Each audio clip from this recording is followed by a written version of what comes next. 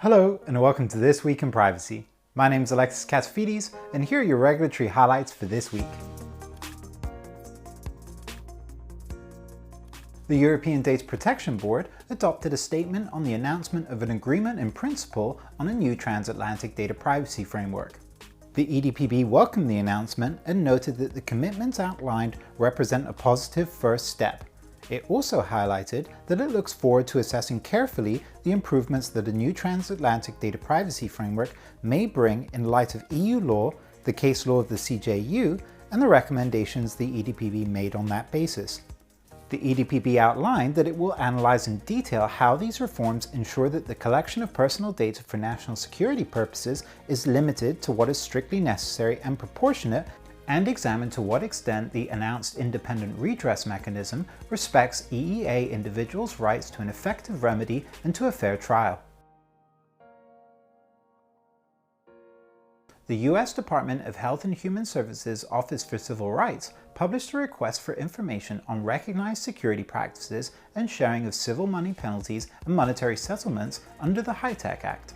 The OCR stated that it's seeking comments on how covered entities and business associates are implementing recognized security practices, how they anticipate adequately demonstrating that recognized security practices are in place, and any implementation issues they would like the OCR to clarify through future guidance or rulemaking, and the types of harms that should be considered in the distribution of civil money penalties and monetary settlements to harmed individuals, potential methodologies for sharing and distributing monies to harmed individuals, and any alternative methodologies. Comments can be submitted by the 6th of June. The European Parliament adopted the proposal for the Data Governance Act.